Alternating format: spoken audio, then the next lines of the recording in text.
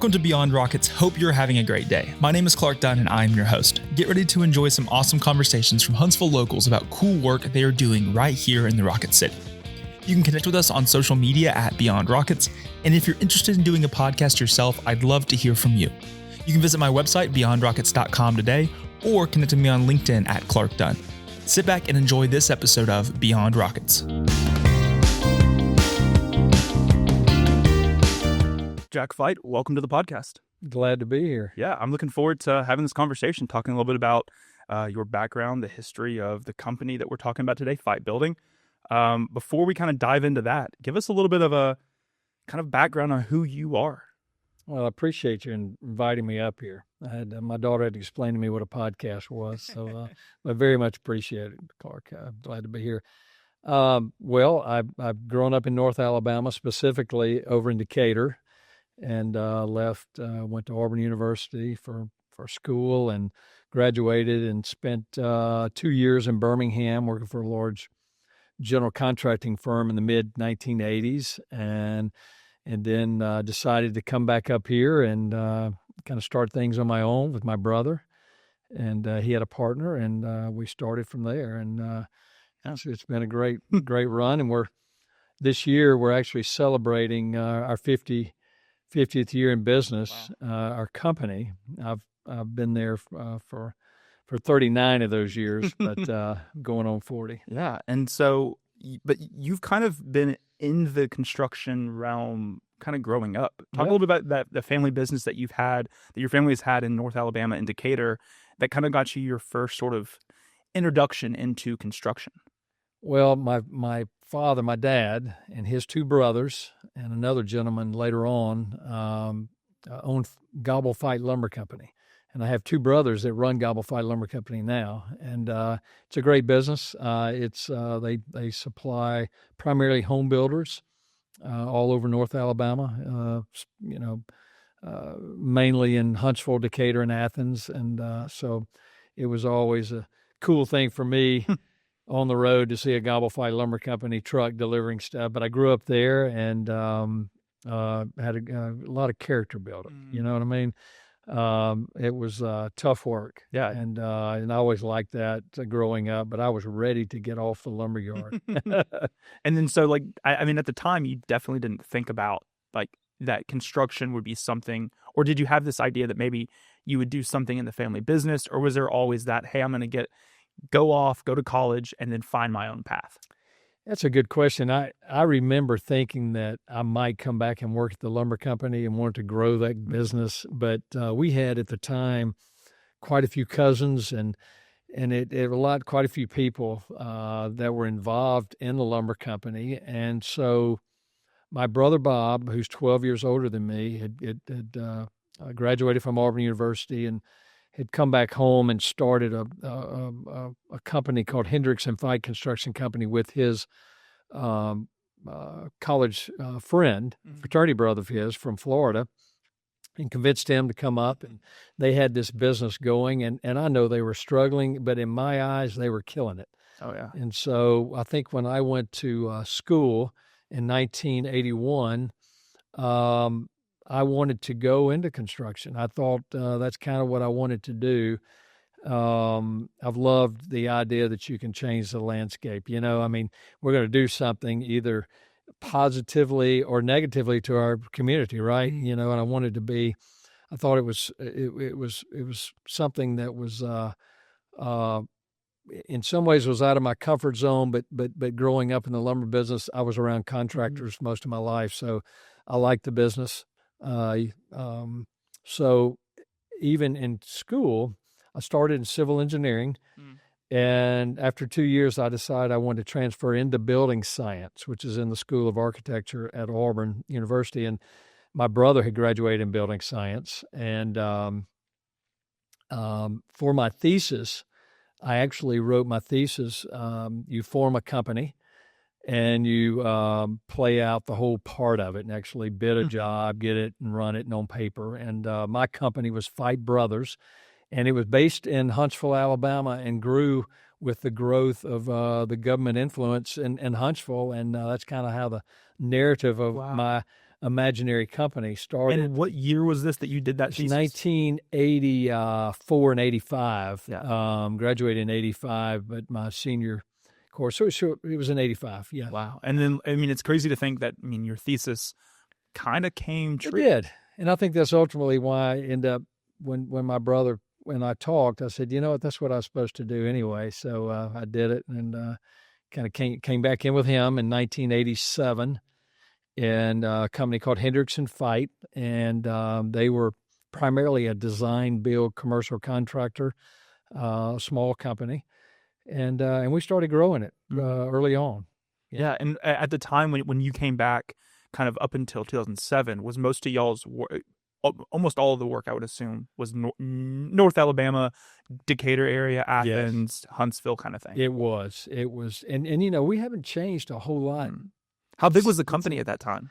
It was very small. We had a part-time girl that was our bookkeeper, secretary bookkeeper, and we had kind of a part-time superintendent. So we were really did our own estimating, and then we would be our own superintendents and project managers. Wow. We were kind of the same. And at night, I would estimate and do a lot of drafting back then. We would do a lot of pre-engineered metal buildings and smaller jobs that we would do a lot of our own drafting for.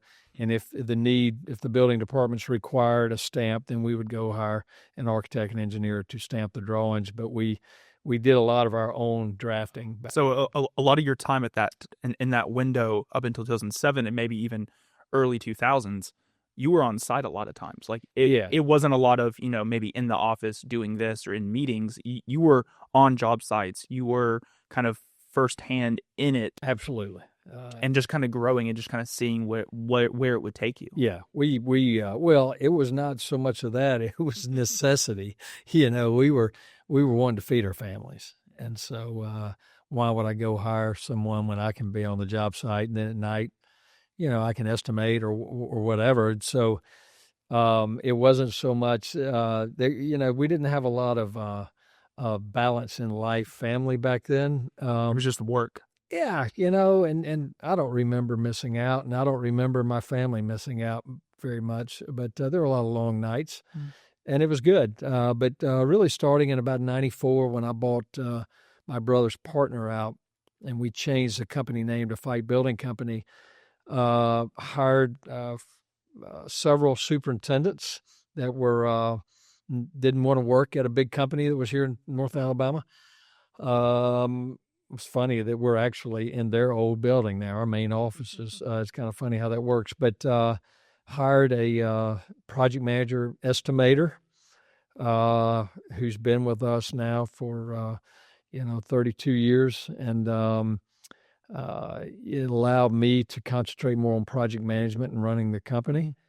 And, you know, just good times and bad times. And it's good. The bad times create good habits, and they served us well through the good times because you tend to be a little more calculated and conservative with some of your decision making, you know. And so we slowly grew through the 90s with the area and kept adding people, key people. Many of them are still with us today.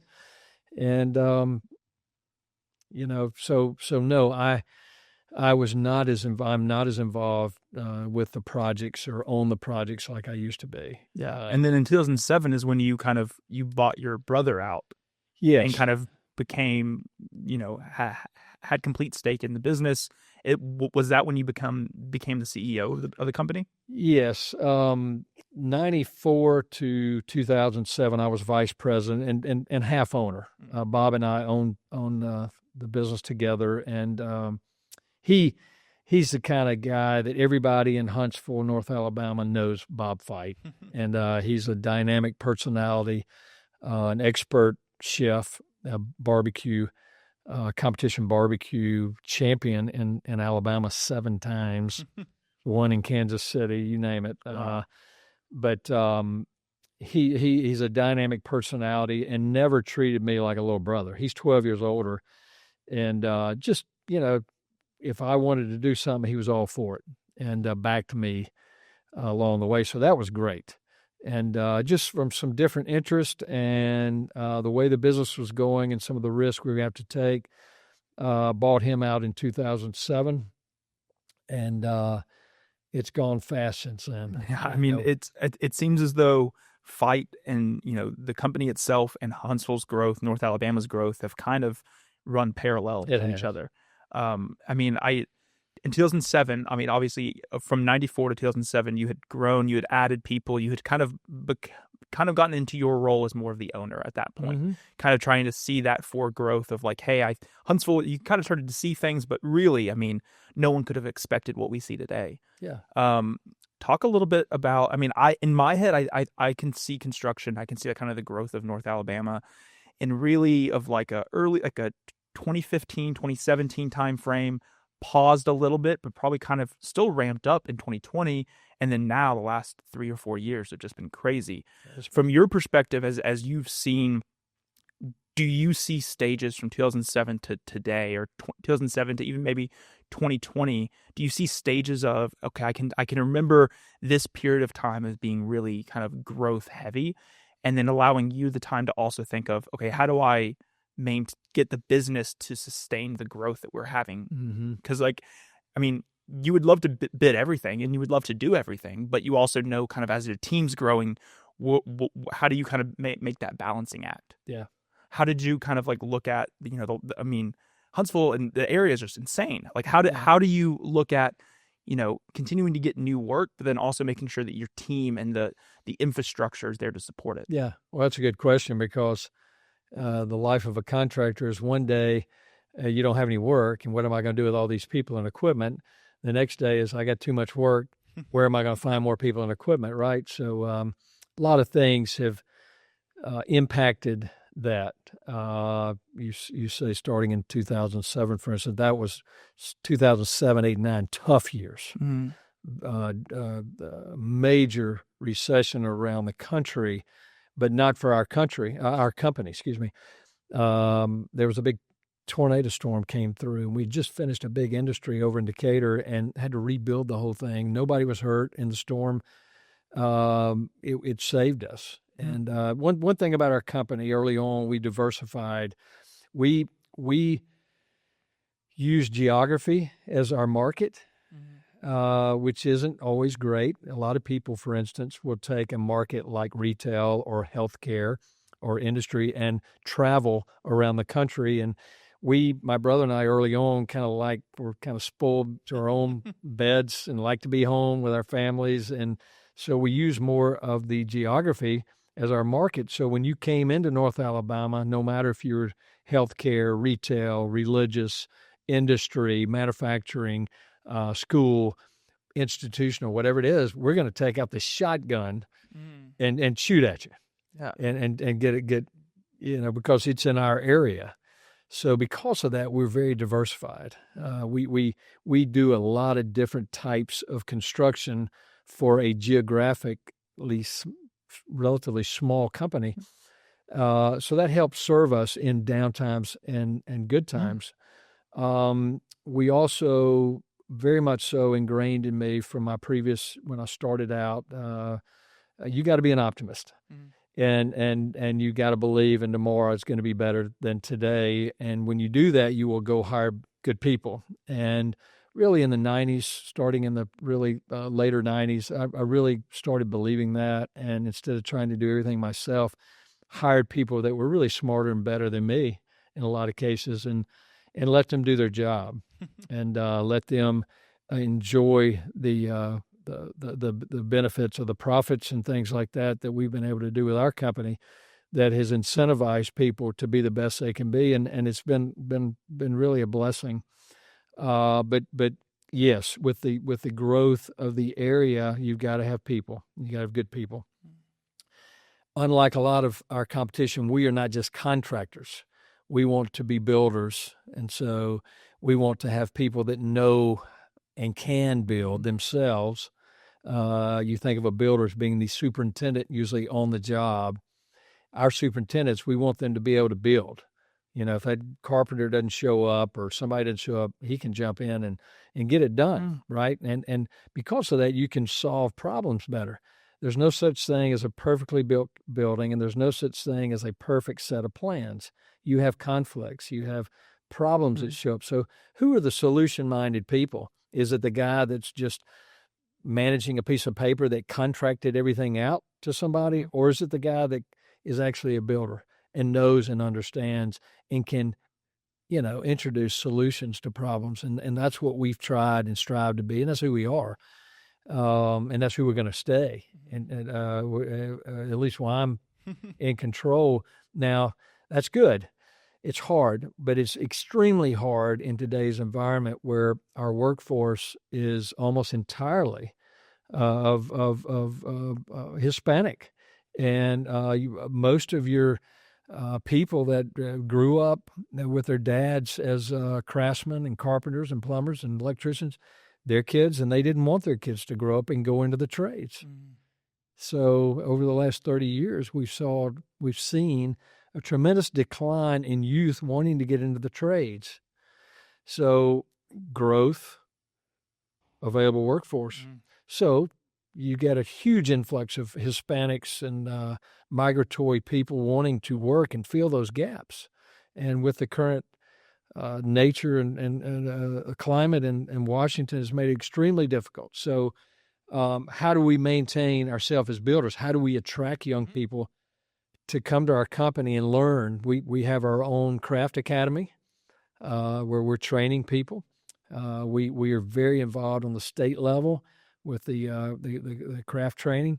The problem with general contracting is, and this I'm talking more than you've asked, but is if I had a graduating class of 400, say at Huntsville High School, out of that we might get 30 that want to go into the craft. So get them into the craft training. Out of those 30, 0, maybe 1 are wanting to be in the carpentry, which is the builder, the carpenter who can help lay the building out, the carpenter who can lay the foundation, can pour the foundation, who can reinforce the concrete, the carpenter who can form the concrete, pour the concrete, the carpenter who can frame the walls, who can put who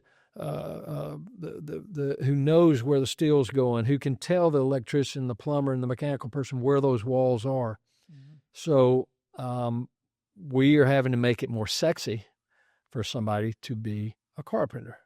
But I think too, back to that, the diversity of projects that y'all have done kind of does make it a little bit more unique maybe to the person looking at joining, just because it's not the same thing. It does. It's not like you're only doing this.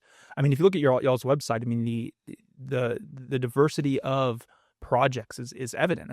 You've done a lot of different things. We were talking about it off air when we got started, just about some of the projects around downtown. It's churches, it's parks, it's the Sandra Moon facility in Jones Valley. There's so many different things within 5 miles of here that y'all are doing, and they're all a little different, and they all kind of lend somebody that's looking at doing something with you or working with you to say, hey, every day's a little different. It's not just the same buildings over and over again or the same, but there is those things that are similar amongst them, but the look and feel is a little different. We often tell, part of our pitch to an owner might be, we have craftsmen that can trim out some very, very nice buildings we built just around here that are very high quality finished products, banks, offices, and things like that. But we can take that same level and use it in an industrial building to make sure our crane rails and our steel is plumb, and fundamental things that you learn the brick. I often said this brick doesn't know if it's on a schoolhouse or on an office building.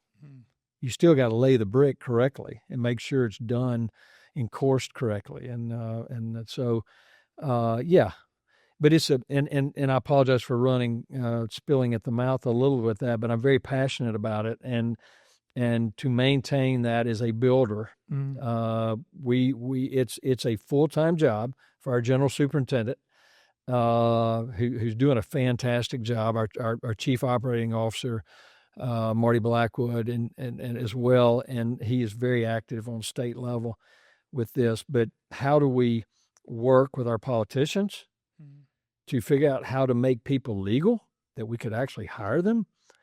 that have been working here, that have never committed a crime, that are working here and can be very valuable citizens, make them somehow legal.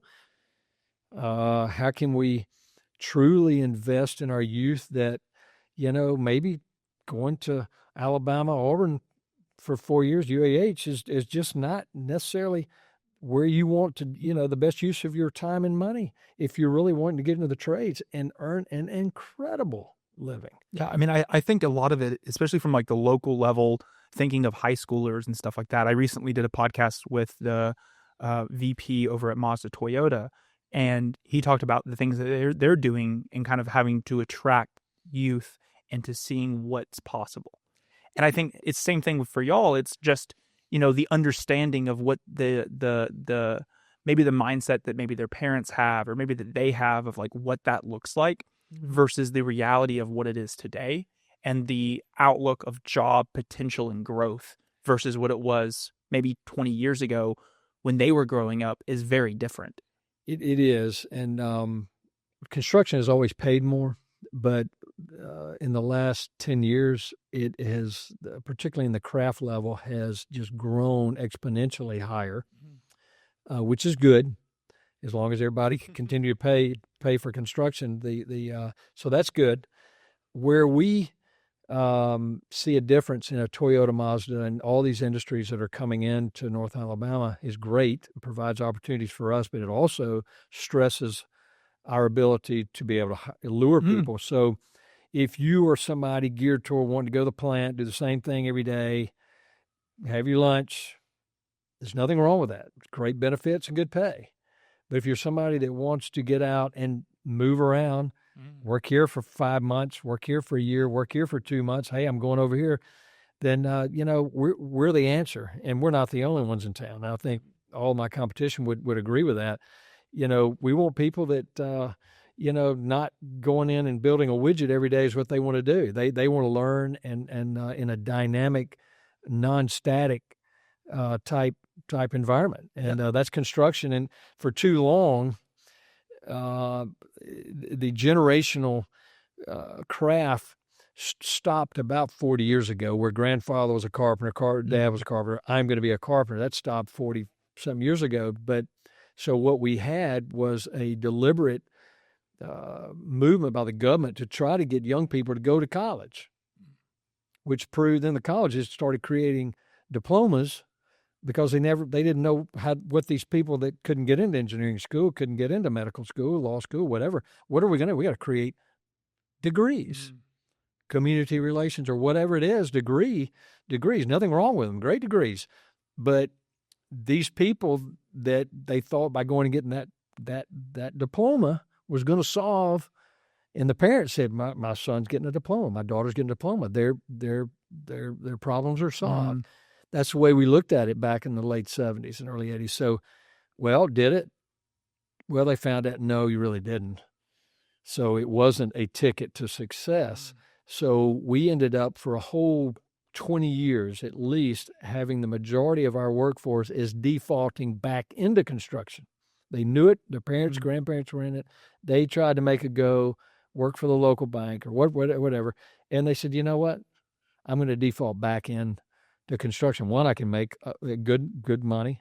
I got good hours, usually done 3:30 or 4 o'clock. Anyway, it's changed. And so what's happened with North Alabama is incredible. We've been very blessed to be here, first of all. And yes, we have had to hire and be optimistic and get the right people and be ready for the growth. And we've got a good team that has been less conservative than me on hiring. And I'm thankful that they were that way. And we've got a ton of young people that have come into our organization, and they are so excited. We're different. We're a different company. We believe we're here for a purpose, and we want you to feel that way as a team member. We're building buildings, but really what we're doing is building people that build buildings. And that's been the most rewarding thing for me. And it's been so exciting. I went to our office here in Huntsville before coming here, and two young men were in there, and man, they're excited on what they're working on, and they understand that, you know, who we're trying to honor every day. It's not me. It's not that owner. It's a much higher calling, and on how we work and who we're trying to honor. And when you do that, you really have purpose. And it's and you could say that about your business or anybody else's business, but it's we've been able to ingrain that a little bit in our culture. We have a full-time chaplain that's a culture king. You know, he goes around our job sites, and he's there as a resource, and reinforces our core values and our mission and vision and purpose statements that we have as a company. And I'm just looking back right now, and I'm trying to say, wow, this is cool. Yeah. I really didn't do this. You know, it's yeah. So I think, you know, back to your commitment to building the person and the individual, not just, you know, the buildings that y'all are creating or the landscape you're changing, is a big part of why y'all started Fite+1. Talk a little bit about when that started and kind of the purpose that y'all saw within creating this. Well, thank you for asking that. It was a group effort from our craft, field supervision, project managers, office staff, management level people came together, and it started really. It's when right after I bought out my brother in 2007, I kind of realized that I'm like, okay, this is good. We're going great. And about 2009, I was like, you know, what if something happens to me? I've got to have a succession plan, and consulted with a group out of Carolina that was actually, they were doing our corporate chaplaincy. They were providing corporate chaplains for our company. It was just kind of a group that does that, and they were good. And he said, well, you got to define who you are, you know, and make sure that you establish and that people know who you are and what your vision is and what your people that are here and what y'all are all about first. So we started talking about it, and we kind of revamped our core values and our mission and vision and really our purpose statement, which is to provide excellence in construction while faithfully choosing to be a positive influence on those we live with, those we work with, and those we work for as we glorify God in all we do. And so, you know, at the time, everybody's like, "Oh, that's kind of edgy," you know. We're going to put that out there, and you know, but really, that's what it was all about. And so, I was encouraged to let it go, let's do it. And so, our core values and everything rolled up, and we created this Fite+1 to get 1% better on our core values every day. And it's just an internal reminder. So when you see our +1 signs, it's on our job sites. Our team members know, all right, let's get better. You know, maybe it's our attitude or our drive or our safety, whatever the core value is. You know, let's get 1% better. So that started it. And then it grew into kind of a philanthropic wing. And because we acknowledge those people who really had the Fite+1 traits, and we're upholding our core values. And then it grew into a committee, and then that committee wanted to do good things for our communities of which our team members live. And it just kept growing. Marquita Wiley heads up our +1 now, and she's doing a great job. And so we want to positively impact the people around us, and it's been good. So in an architect or an owner says, hey, what's that +1 mean? Is that another, you change the name of your company? We get to say, well, glad you asked, and let me tell you what it is. And so, yeah, I mean, I think it's incredible. I mean, like, I think back to the beginning of the conversation, we talk about like your passion for it when you first started was to like you loved seeing the ability to change the landscape. And you're still doing that, and you're still going to be able to be a part of that. And you've seen that over the last 50 years of the business is incredible. And then I think, you know, your mindset shift with becoming the CEO and kind of seeing the growth over the last few years and creating the Fite Plus One. It's, hey, our buildings are great. Changing the landscape's incredible. But if we're not impacting the people that are doing that for us, then what's the point kind of thing? Yeah, exactly. And that's incredible to see.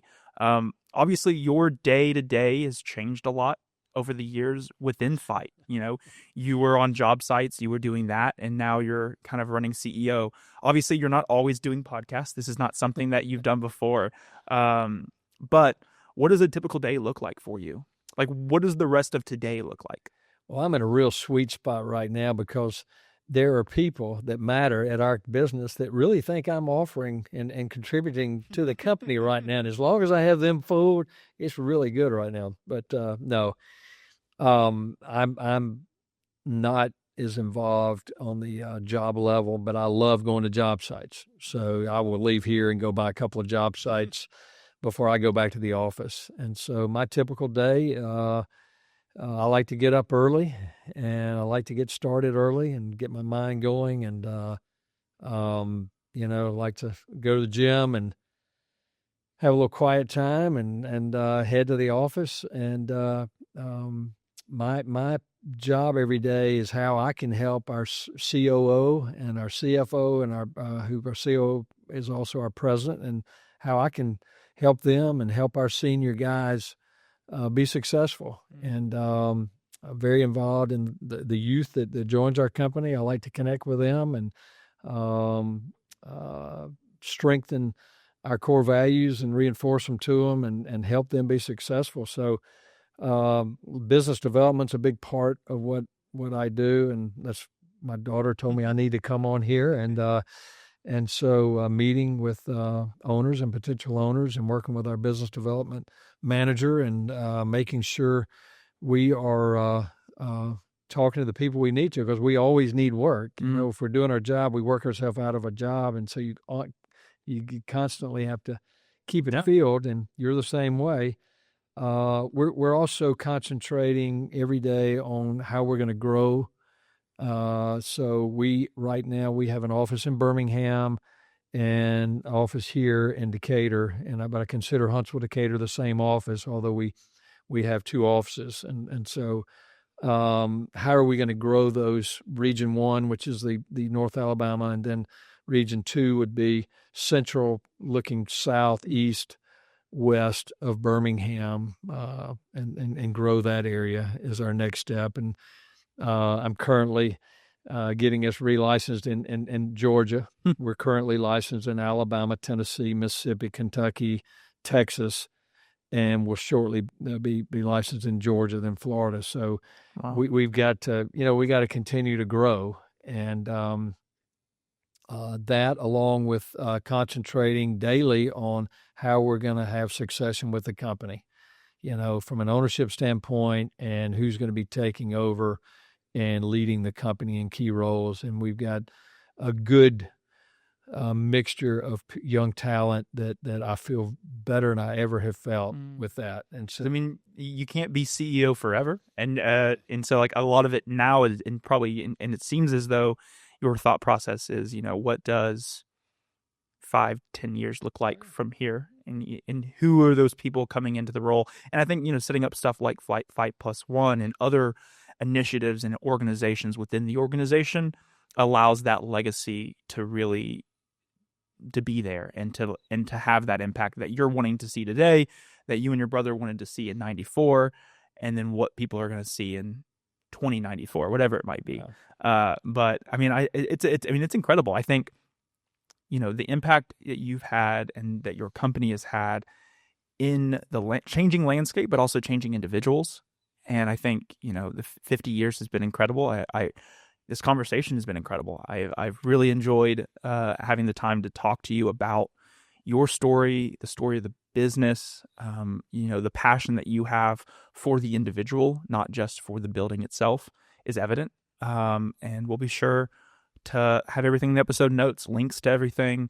You can find out more. The 50th anniversary, there's more stuff on the website too that y'all are putting out for it. So there'll be links to everything there. And if you're listening and you're interested in getting into construction, there'll be stuff that we talked about for you to to reach out and see if Fite's Absolutely. a good fit for you. Yeah, we'd love anybody is interested and want to talk about a career in construction on any level. Mhm. One of the few industries where you can start anywhere and get where you want to go.